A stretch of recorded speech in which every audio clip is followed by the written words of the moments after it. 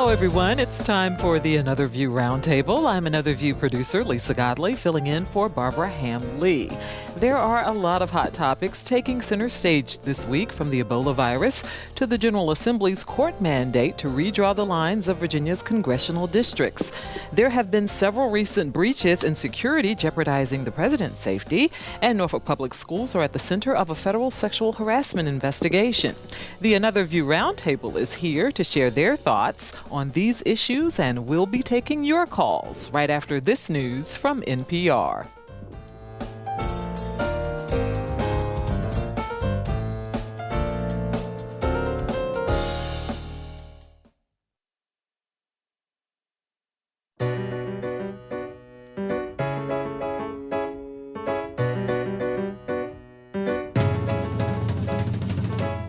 Discussing today's topics from an African American perspective, this is Another View.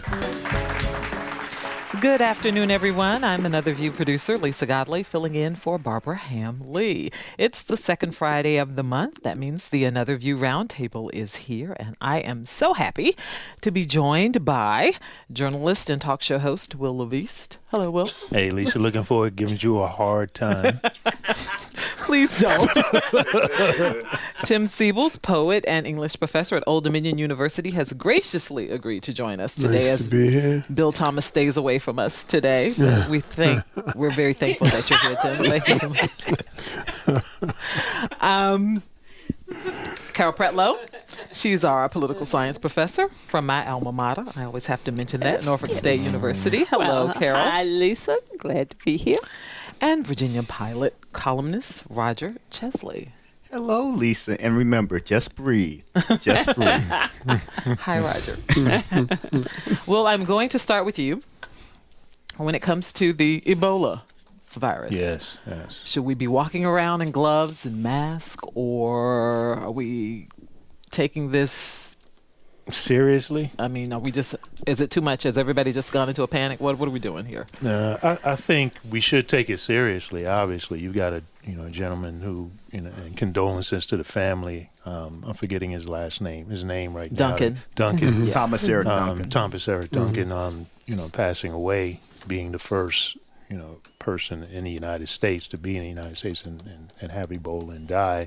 And you've got a person in Spain who's contracted it, first person to have contracted it outside of West Africa. But you really have to be in direct contact with someone to get Ebola, and they also have to be showing symptoms in order for it to be transferred, and it's only transferred through body fluids. So if you're not in direct contact, if you're not exchanging body fluids, which includes sweat, unfortunately, and spit, you're really not at that high risk of it. And I think that the troubling thing was with the gentleman coming over and sort of the reports of the laissez-faire sort of attitude of the security at the airports and how that was handled, and even him coming to the hospital and then not getting treated immediately and leaving and having to come back. I think with that happening, that's troubling, but I think that here in the States that people are much more on top of it now as a result of that happening. Yeah, I've been reading that they're starting the airports, particularly I believe JFK is the first one. They're going to start taking temperature of people that get off the planes and having them fill out surveys. Yeah, there's supposed to be screening, supposed to be stepped up at 5 of the country's busiest airports. And that's obviously a welcome step. I think there's more of a concern is, should we be preventing people from the hot zones in Africa coming to our shores? And I just think it's so difficult in today's interconnected world that we live in of completely tamping down or completely barring somebody from a certain part of the world to come to our shores. I don't know if that's feasibly possible. I don't know if that's something that we could do. Obviously, we want to make sure that we try to limit exposure to the virus as best as possible. But the other problem is sometimes you don't show symptoms of the virus for several days until after your exposure. So how do we really know that we're keeping somebody away from our shores that should be away from here. And the other thing is we're also expecting a certain candor on the part of the people who might be coming here. And certainly, some of the moves that have been taken by the administration, I think, make sense. The question is, does it go far enough? And I guess I'm somewhat torn on that because I just don't know, what are we exposing ourselves to here?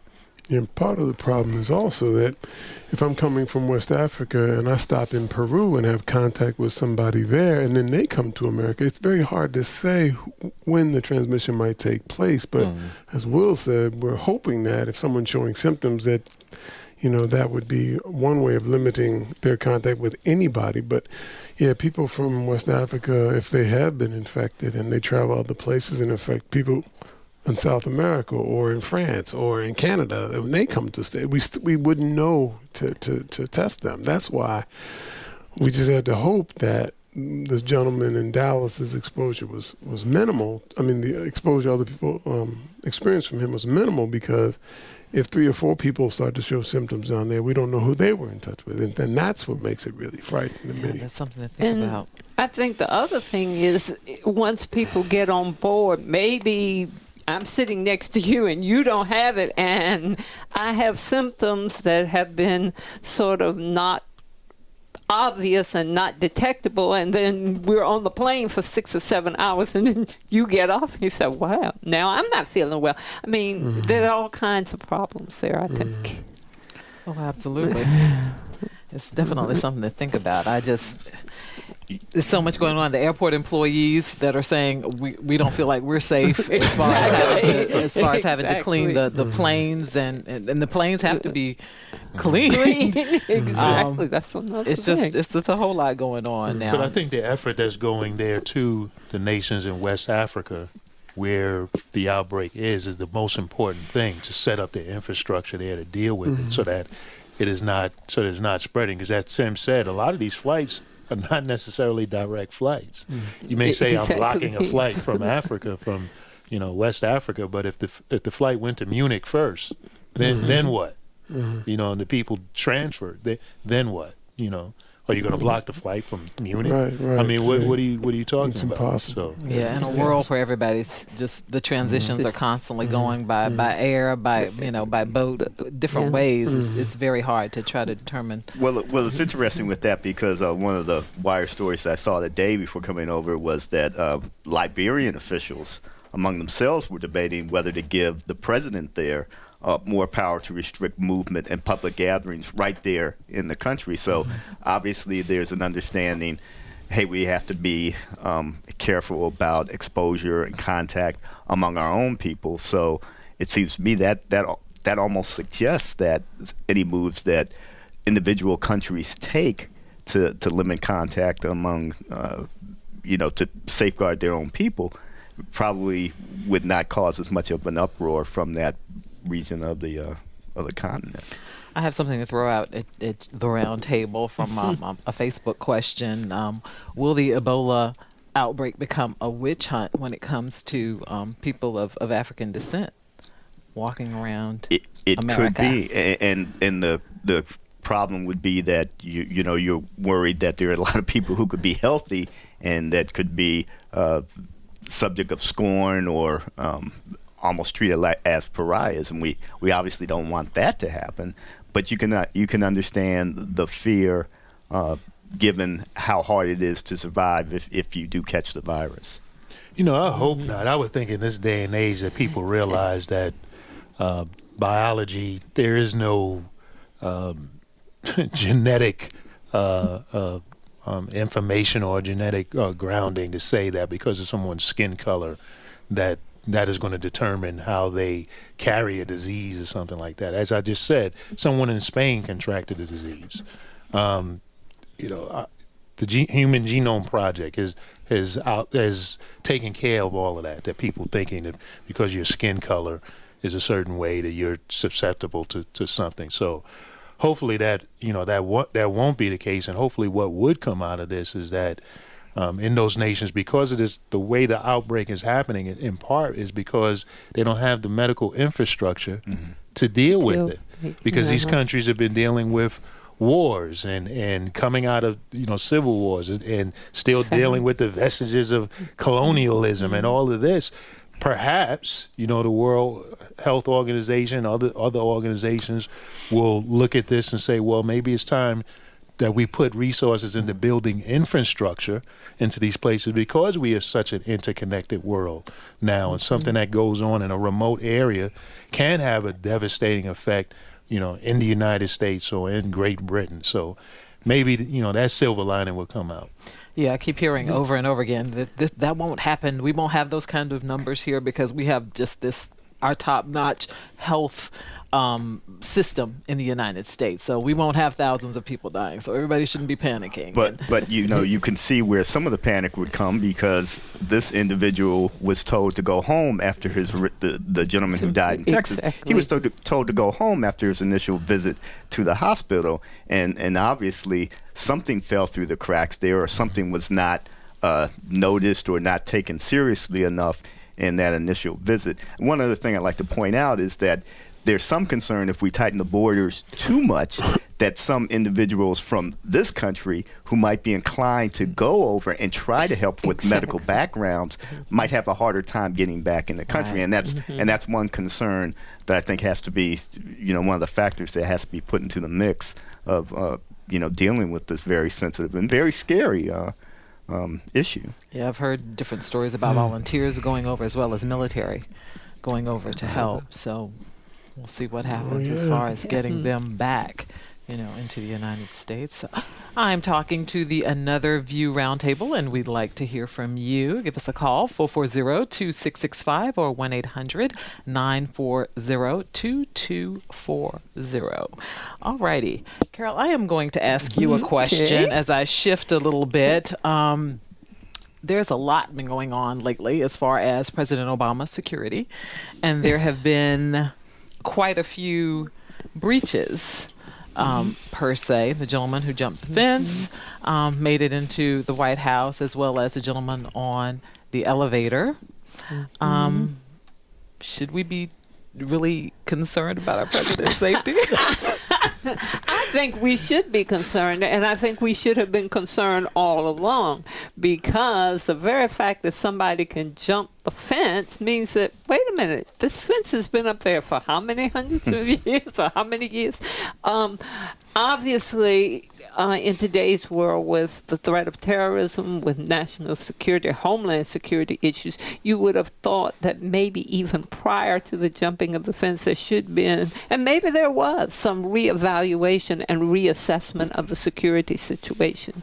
And maybe the fact that, there almost, I won't say open access to the front door, maybe that needed to be stepped up a little bit. So I think we should be concerned, and I'm assuming that the White House staff and the people who are in charge of security there, I'm assuming now, that based on a violation, they would say, we got to get our act together. We got to step it up now. It's no more playing around here. Let's step the stuff up. Okay. Yeah. I want to throw something at Tim, because he's an Old Dominion University professor, and I remember when Michelle Obama was at Old Dominion University, and I was there covering her speech there, and they had rows blocked off to keep you from getting so close. And I remember coming to the edge of the row with my camera to take a picture, and I thought I was going to be tackled to the ground by security. So I know it was tight at that point. What are your thoughts? Well, nobody should be able to get into the White House by jumping the fence. I mean, that just seems like a fundamental truth. I mean, even if it was, even if it was my fence, I would think someone should jump over and run in my house. That's just unacceptable. So that the president was so vulnerable, or that potentially was vulnerable, is it really a very strange thing. I just think somebody went to sleep on the job, and heads have rolled and will continue to roll. I don't think you're going to get another security detail that's going to fall so short. But we were talking earlier about the gentleman on the elevator with the gun. And as I said, I heard this talk show in which there was a security expert regarding Secret Service and so on, and said that if someone is part of the security detail of a particular building that the president is visiting, he said it is not uncommon for them to be on the elevator with the president and the Secret Service with a weapon. I think it's strange, but he said it's not uncommon. You know, when the president came to Norfolk State, I remember I was in line and they got me out to come to the area where the president would be talking and to take the photo ops and all, have the photo ops and all. And I got tired of waiting. I said, I'm just going back and get. They said, no, you're not. You're going to stay right here. And I said, but I'm going back. They said no. They went through my attaché. They insisted that it be left somewhere. I had to give up my cell phone. Even my jacket I couldn't wear.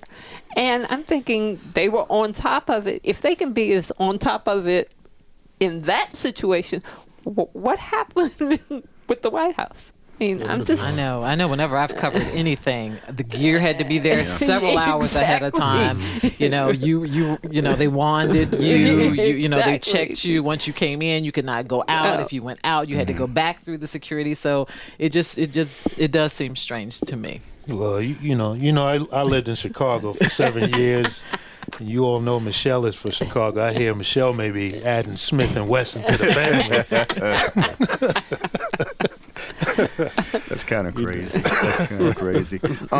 One thing that obviously it seems like this is a culmination of lapses that have occurred in the last few years involving the Secret Service, and of course the director was a forced resignation. She would have been fired if she hadn't resigned, but it just shows some of the problems that agency has had in recent years, from the scandal where they were outside the country and there was the link to the prostitution with several of the agents, to the shooting that took place where somebody fired into the White House and it was several days before anybody realized that shots had been fired and broken a window there.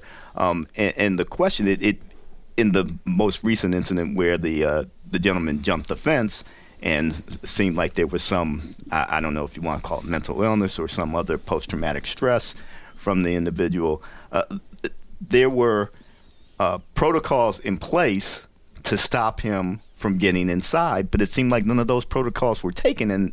And that to me seemed to be the most troubling issue from that, is that they could have kept him from getting there.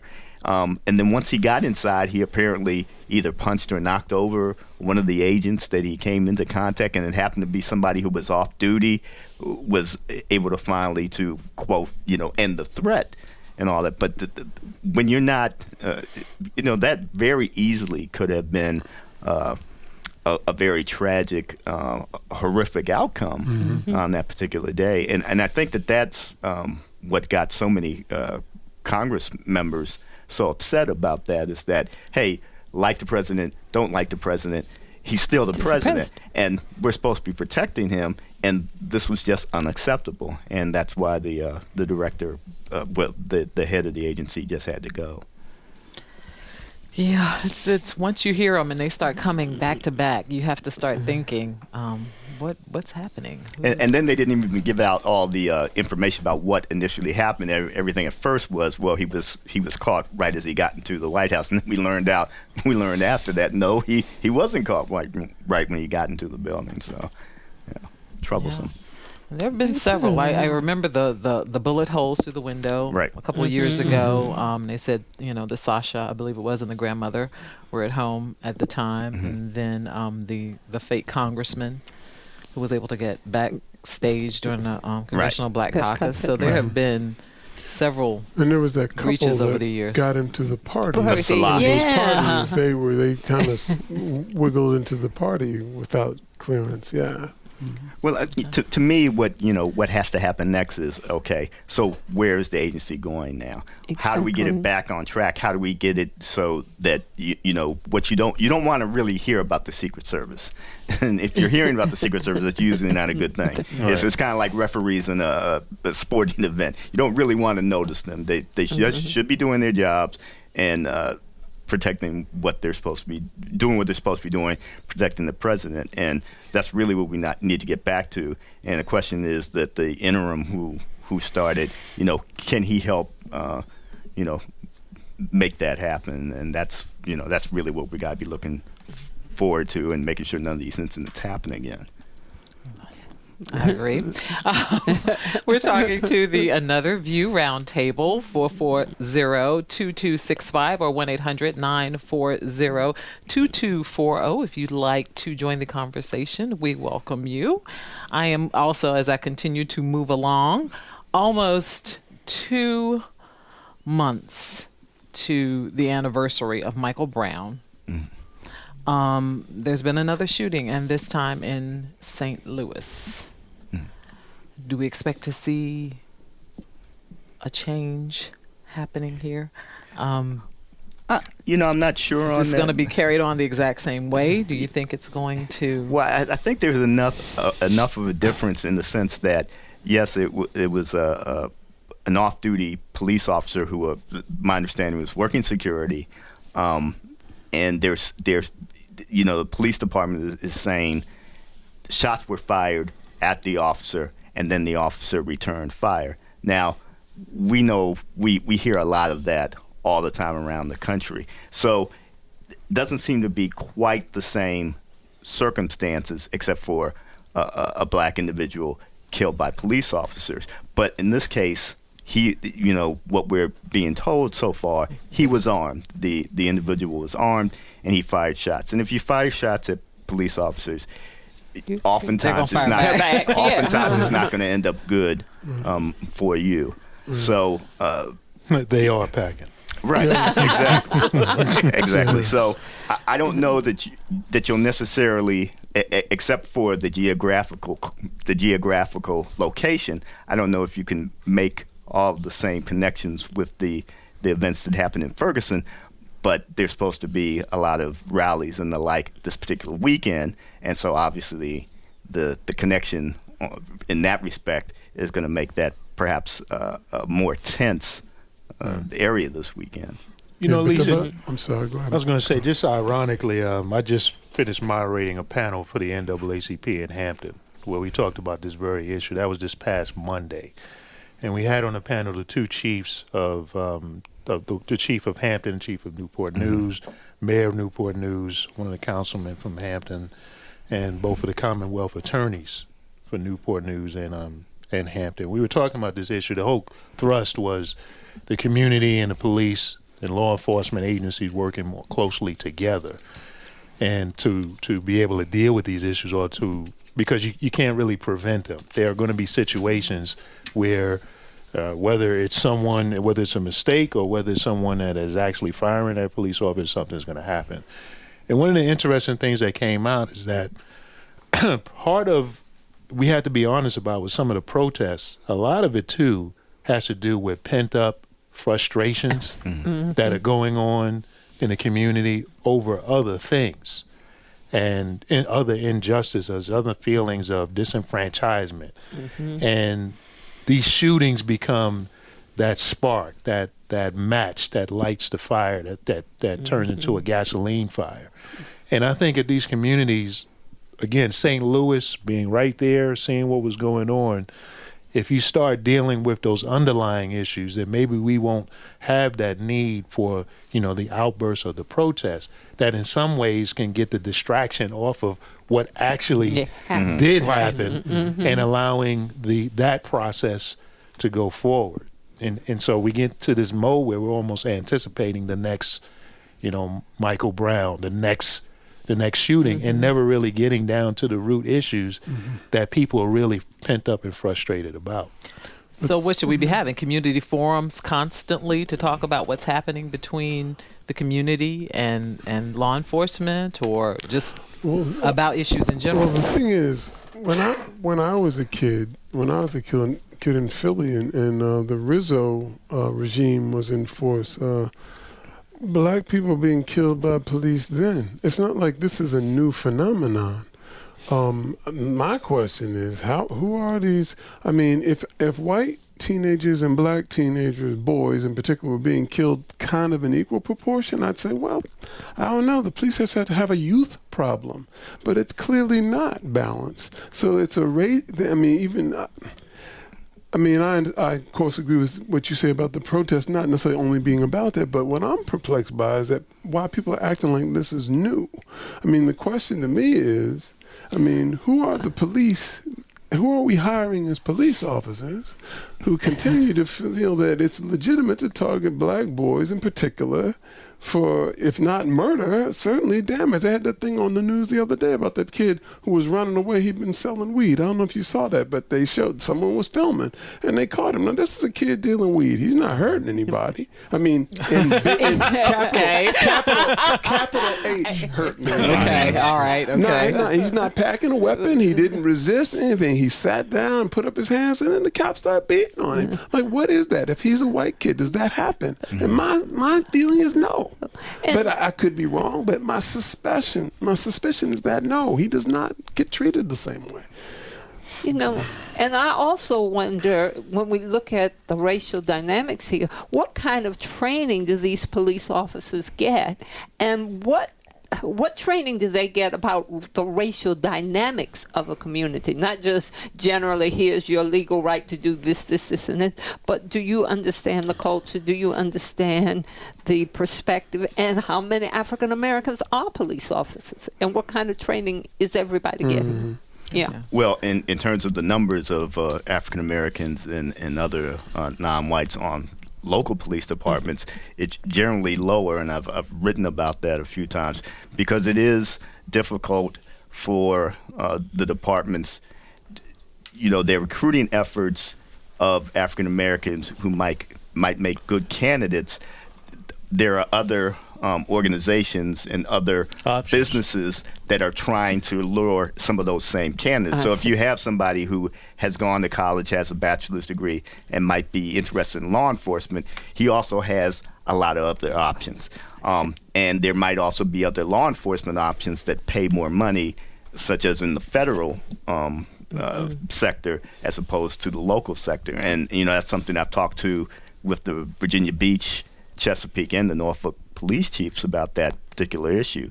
So that's one of the problems, is that if you can get your police department to look a little bit more like the community it serves, then there's going to be probably a little bit more benefit of the doubt given to the department. And if there's more interaction when there's not a problem, then the likelihood that there can be more trust, or at least less distrust, will be the outcome. But that's, you know, that has been something that I know from just writing about it, that the departments here have had for probably at least the last decade and beyond. One of the difficulties, if I could really quickly, is that also how many black boys want to grow up to be police officers? In my neighborhood, you would not come back as a hero as a police officer. You know what I mean? Because the police have been regarded as people who've been perpetrating violence against the black community. If you become a police officer, you might be perceived as a turncoat. That doubles the difficulty of recruiting black police officers. So I'm going to get right to you in just a second, Carol. If you're just joining us, we're talking about the recent shooting death of a St. Louis teen, and with the Another View Roundtable, Wil LaVeist, Carol Pretlow, Roger Chesley, and special guest Tim Seibles. What are your thoughts? Give us a call, 440-2665 or 1-800-940-2240. Carol. Oh, I was just going to say that has to do also with the image of a policeman. And I know myself, I'm the least person that's going to violate the law, I think. But when I see a policeman, I tense up. And I'm like, why should they? They're there to protect me. Why am I tense? Well, if I'm tense and I look at a young black man or a young black woman, wow, and they are reading all of these stories, wouldn't that heighten the tension, because they are now feeling, regardless of what they're doing, that this person might attack them? So they're not looking at that person as a protector. They're looking as an adversary. Do you think that, well, I can't ask you to delve into the mind of the young man who was shooting or allegedly shooting at the police officer? Well, one thing that I've tried to tell my son is, and I've tried to, in some of my writings too, get across, don't try to get justice in this particular incident where the police officer has all sorts of power over you and you're a citizen. Try to, listen to what he says, follow any directions that they give you, and then if there is some type of civil complaint or something else, we do that afterwards. So, the perception is always going to be, or at least the the likelihood that you're going to get your point across in the argument with the police officers on the street, that's not in your best interest. And to that point, there is a forum that's coming up on October 21st at St. Leo University called Respect Surviving the Police Encounter. And a couple of the local police chiefs, as well as Delegate Hester and Reverend Kirk Houston, are on that panel. And I think that we need to have more forums like this. We need to have more talking. We need to have more communication so that maybe we can avoid some of these problems. Now, there are going to be some people who are always going to be belligerent toward police, and maybe those individuals, nothing will matter to them. But there are other folks, I think, who really want to know, okay, I don't think I did something wrong here, but what should I do when I'm stopped by a police officer? And hopefully that forum will get to that, and I'll post that on my Facebook page as well. Okay. Let's go to the phones. We're calling, I should say Frank is calling from Norfolk. Frank, thank you for calling Another View. Yes. In fact, this topic is very interesting, and I think you got to the point of it. Many policemen lack cultural sensitivity, whether it's to African Americans or Hispanics or other races, and it's going to increase in our area because the number of Hispanics is increasing here, and this problem needs to be solved with more training. And I think this conversation is very useful in providing some guidelines towards solving this problem. Thank you. Thank you so much, Frank. Thanks for calling. Yeah, I mean, to his point, another interesting angle that came out of the discussion was the fact that as new immigrants and different people come into the United States, they come with different experiences. So I'm not sure which country he may be from, may hail from, but one of the chiefs, I think it was the Newport News chief, had mentioned about being in a community where there were a lot of people from the Hmong community who had come in. I think he was in Boston or one of the other cities. Forgive me for not knowing exactly. But he was saying that their cultural experience in dealing with police and dealing with authorities was, to Tim's point, that's not who you want to be associated with. They're used to, their experience was more like a tyrannical type experience. So to try to get someone from the Hmong community to join the force is, that's not something that is likely to happen. And when they would encounter someone from police, their tension level would be much higher. So a lot of this, again, I think it comes down to what are the root causes of what's happening. Is it having to do with injustices, with stereotypes, and people really not understanding different cultural differences and being isolated in certain communities? Exactly. What we're seeing when we see these shootings, these things are symptoms of a deeper problem. That's why they're always going to come back. And if we keep focusing on, well, let's get out there and march for justice for this particular incident. I'm not saying that justice shouldn't be served in any of these circumstances.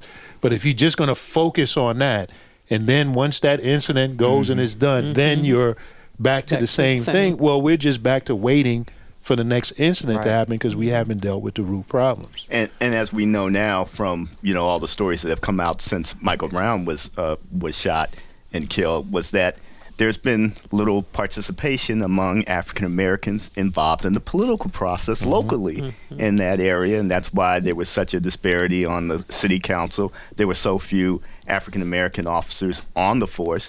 And so, I mean, these are things that need to be done too. You need to be involved politically. You need to be involved community building. I know one of the things that the Norfolk Police Chief Michael Goldsmith has started, he is trying to have as much as he can small group meetings, he and one of his deputy chiefs, with different community civic organizations, very informal, no more than about 10 to a dozen residents at a time, and just having, mostly just like having rap sessions. What are your concerns? Now, obviously, there's only there's a limit to how much of that he can do, but what he's trying to do is kind of demystify what his role is, and also trying to build some more bridges among the community. And that's one of the things that he has started within the past few months here in Norfolk. Okay, I was going to say that I think we also need to learn from past situations. For example, Hampton in 2001 had the Andrea Reedy case, where it was an African-American woman shot by a white cop. They went through a whole process of protests and putting together a unity commission and all those kinds of things to really get the community together. And there was a lot of tension and a lot of people were upset. And Hampton at that time had a black mayor. And the city manager was black. And so, again, I keep saying that these problems, these are symptoms that happen because of deeper problems that are going on. And we can learn from that Hampton experience, but oftentimes we don't. Tim said this is not new, right? Yeah. But oftentimes we don't. We don't learn from those past experiences. We don't consult those people. Okay. Let's take another call. Mike from Williamsburg. Mike, thank you for calling Another View. Thank you for having me. I guess a quick comment, and that being, I myself, in my late 40s, but growing up, I lived in Newark, New Jersey, which was predominantly African American, and I've lived in Brooklyn, and also in Hartford, Connecticut, right on Green Street, which was again also predominantly all African American. And I can tell you, from my own personal experience, obviously, some of your panelists were touching on this, and that being, there is a deep root cause that we need to address. And we touch on it, but that's poverty. Many people that live in these communities really are destitute. They have no way out. And if we look at our prison system and we see that 90% of our prisons are full of minorities, I believe that the cops are just desensitized to minorities. They chase them around all day. Obviously, they do a pretty good job in catching some I guess, dangerous people and people that belong in prison. But at the same time, because, after a while, like I said, they just become immune to it, I don't think a white police officer will ever understand that, not every single African-American that he runs into, i.e. a kid just selling weed who probably wasn't making a lot of money with it, deserves to be killed. But if he sees a black person, then obviously, he could address the issue differently. Okay, thank you, Mike. I'll let the roundtable respond. I'll actually go the other way on them to defend cops a little bit, because when I was a reporter in Arizona, I actually covered cops. And coming out of Brooklyn and coming out of, as Tim said, in a community where, cops are not your friend, covering them gave me a totally different perspective, a 180 on what it's like to be a police officer and some of the things. And it's not true that all white police officers have that inability to understand basic human issues and understand that it is an issue of poverty. And the fact of the matter is that wherever you find poverty, regardless of the skin color, I keep talking about this, there's no gene, there's no black criminality I've heard you gene. say that over and over again. Yes, people don't want to understand this. Wherever you find pockets of poverty, you're going to find this same behavior, regardless of the skin color. So what happens is we've got more pockets of poverty represented by a particular skin color. Why? Because of the kind of culture and community that we had that we don't want to talk about that. Right. You don't want to go there because now it's like, that's the elephant in the room. Yeah. That's the black elephant in the room, right? So that's the issue. But no, all cops are not that way. Like these men and women, a lot of them, they leave in the morning, they kiss their children, and they want to get back home just like everybody else. And a lot of them are frustrated too with what is going on and feel like, I'm just throwing penny ante criminals into jail, and the big guys that are really making this drug money are overseas somewhere, or in the upper income areas of the city. By the way, people, drug use goes on all throughout the highest economic areas of your city. The only difference is it doesn't happen out in the open market. They have the drug dealer come over to the house. Oh, I don't think people heard that. I don't think people heard that. Starting to worry about you, Will. Yeah. I don't think. Dealer coming over the house? Oh no, yeah. Smith and Wesson is over at the house, but the drug dealer stuff. And I'll follow up on some of the stuff that Will said. I covered the Detroit Police Department for 3 years in the late 80s, early 90s. And my father was a police officer in Washington, D.C., 50s and early 60s. So obviously I come at this from a different perspective. And Detroit had a force, because of so many problems and part a riot that took place in 1967, there was more of an effort to get to make the department more diverse. And at that time, the Detroit Police Department had, when I was covering it, had a residency rule. You had to live in the city. Mm-hmm. So you had to be a little bit more invested in the city. And also the department, by the time I was covering it, it looked a lot more like the city, which was probably about 80% black at that time. And so there was less, there was less of this tension between the department and the residents at that time. It wasn't absent, it wasn't zero, but there was a lot less because there was a feeling it was not an invading force anymore. And so, there's something to be said for having a department that looks much more like the city. However, because police officers do have certain powers, very rarely are they going to be charged with murder in cases where people are killed. There's still going to be some, I don't know if it's fear, I don't know if it's anger directed at departments. I don't know if it's ever going to be zero. The question is, can you make it less than what it is? Right. And I just would say, I know that there are good cops of all colors. I know this. I was just saying that generally speaking, it's rare that the black officers are shooting the black kid. That's all I'm suggesting. Well, the police chief of New York, Philip Banks, is a good friend of mine. Actually tried to talk me into being a police officer. He's a fraternity brother, and I told him, Phil, you got to be crazy. And now I look at him, and he looks at me now. He's like, Really? Yeah. did you make the right choice, brother? I wonder. Okay. Judy is calling from Virginia Beach. Judy, thank you for calling Another View.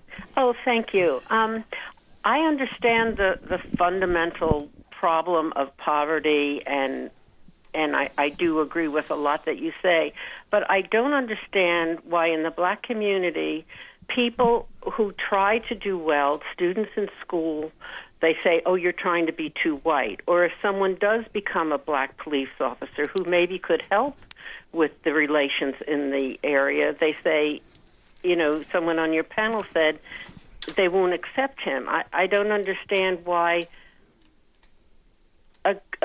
people put down those who try to help and improve themselves.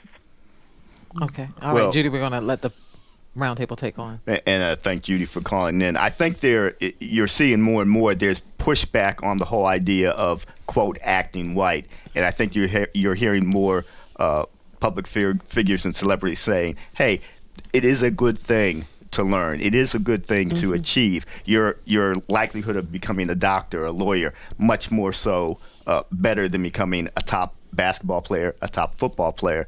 And I think we did go through a period where there was a lot of this talking white, acting white, and there's now a pushback on that. And secondly, I do think in terms of police officers and why there are not enough blacks on the force, I think you do have to understand some of the history that was going on there, and that just because you had a badge didn't mean that you necessarily were always going to uphold the law. And that sometimes people in certain communities were going to get beaten, were going to get, intimidated, might have been the subject of extortion. And so you had to come in trying to make departments more professional. You had all this legacy of oftentimes where African Americans didn't feel it, and Hispanics didn't feel like they were getting a fair shake in the criminal justice system. And goodness knows we've talked a lot about how people use narcotics at about the same rates regardless of race, but yet who are in the prisons for the most part for drug crimes. And so, these things have a way of hurting us as a people, but also us as a country in the long run, because there is a lot of distrust, I think, in a lot of cities around, especially among black and brown people, toward law enforcement. And it takes time to get through some of that and break down some of the barriers, I think, that have been erected. To the caller's question, which is a very good one, very legitimate question, I applaud her for asking it, because a lot of people think that and won't say it. Yeah. And one of the things I would say to her, again, thinking about history, the LA Police Department historically actually recruited from the Deep South. I remember that. Okay, so if you're recruiting from the Deep South back in the 40s and 30s and so forth, specifically, you talk about the difficulty of getting certain people on the force, and these individuals are now policing black and brown people. What do you think that relationship is going to be? And so if you're a black or brown young man, young woman coming up in that environment, and this person is the authority figure who is treating you at all sorts of levels of injustice, and then someone from your community says, I want to be that, come on, that's almost a no-brainer. If you get abused, let's be honest, you get abused by a preacher, are you going to come up and say, I want to be a preacher? Right. I mean, it takes a certain level of internal fortitude to say, you know what, I want to do that, to turn that around and make a difference. Yeah, it does. Not everybody is going to do that. So the person who actually makes that step and says, I want to be a Phil Banks, which is what he did, and say, I want to turn this around, or Chesley's father did. That's what he did. That's remarkable. That takes a special individual to say, you know what, I'm going to go over this and make a difference and stand. You got to know what kind of things his father went through. Being from his own community, but he's doing it in fighting and standing because he's saying, you know what, I'm going to make a difference for my children. That takes a special kind of individual to be able to do that. That's true. Roger, did he share with you some of the things he went through? He left the force on disability when I was only about 6 years old. And so a lot of his, he didn't really talk much about that. Never told me whether he ever shot anybody or had to fire anybody. And I got an opportunity long after he died to look at his personnel records, and it was interesting, all the things that he did. In fact, one of the things, he arrested Petey Greene, who a movie was made after about with Don Cheadle playing Petey Greene, and he did talk a little bit about those memories, but he didn't really talk about the white-black relationships among other officers while he was on the department. Okay. All right. Thank you for sharing. We appreciate that. We have probably about 4 minutes left, and we are not getting to all of our topics today. But I did want to, because this happened so recently, to touch on the whole redistricting issue. We've gotten the mandate now from the courts that say you got to do this, you got to do this by April. Carol, I'm going to you because you are the political science guru. Do you think we're going to be able to go across the aisles and get this done, or do you think the court's going to end up doing it? I would love to say that it's going to be done or it can be done by April. But the reality is, when you look at the political climate and the tension between the Republican Party and the Democratic Party and the control of the House and the Senate, which, by the way, in upcoming, it might be a change. It's hard for me to be positive that this is going to occur. Now, we might say, well, the whole situation can shift. We could get more Democrats in the House, get a House majority of Democrats, get a Senate majority of Democrats. I'm not thinking that's going to happen. Unfortunately, the president's approval ratings have gone down, and members of his own party are stepping away from him, which means to me that this whole tension between the two parties and in the situation is not going to be resolved. Yeah. All right, Roger. Well, one thing, though, is that I don't think that the Republicans in the Virginia legislature who control the House and the Senate, I don't think they want the court to come in and decide this is where the lines are going to be. So I think that they will seeing that there will be more advantage to them if they come to some type of compromise with Democrats, at least in the Virginia General Assembly, I would foresee them trying to make that effort on this particular case. Yeah, alrighty. We have about 2 minutes left. Tim, your thoughts on this? On the redistricting? On the redistricting. Well, I mean... You think it's good for the community? You think we'll get more... what do you think? That is my hope, that the redrawing of the lines will result in people of color being able to extend their influence in the political sphere, but we'll see what happens when it happens. That's my worry, is that, it's just, this is just smoke screen of some kind for something else. But, I'm hopeful that, what did King say? The arc of history is toward justice. Well, I'm hoping. Yeah, right. That we're heading toward a more just situation where the political system is concerned. But I mean, it's hard not to be skeptical. Okay. Well. Yeah. People just need to vote. Yeah, I agree. People just need to get registered and vote and participate and engage. Yeah, I agree. Yeah, October 14th is the deadline to register, too. Yeah, so. That's right. October 14th, everybody. If you have not registered to vote, this is the time. You voting for me? This is the time. We have about a minute left, and I don't think we're going to get an opportunity to get to our last topic as a result. But go ahead, Tim. Tell me all about it. I'm ready. Tim has something he wants to share, and he's our guest, so I want him to share the it. great poet Nikki Finney is reading today on ODU's campus in Chandler Hall at 4 p.m. It's a free reading. She's an amazing poet. If you have not seen her read, treat yourself to her work today at 4 p.m. Chandler Hall, ODU. Thank you very much. We appreciate that. Thank you. And thank you so much for joining us today. Yes. We do appreciate that. Wil, as always, thank you so much. Thank you, Lisa. Carol, Fantastic. thank you so much. Roger, Lisa. thank you. It's been a thrill. It's been a thrill for me. Alrighty, and we'll be right back.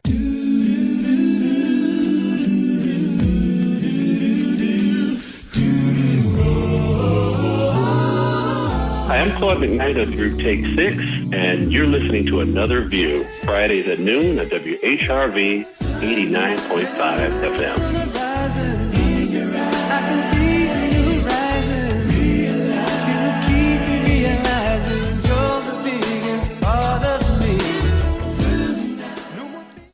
And that's our show for this Friday. If you'd like to hear it again or share it with a friend, please go to our website at anotherviewradio.org. And if you haven't already, please sign up for our eView newsletter and like us on Facebook.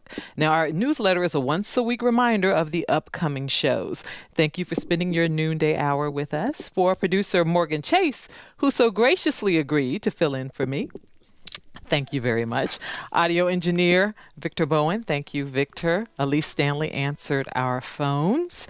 I'm Lisa Godley. Barbara will be back next week when we'll talk about going from tragedy to triumph. We have some amazing stories from some young men who have really turned their lives around. So make an appointment to tune in next Friday when we get together again for Another View.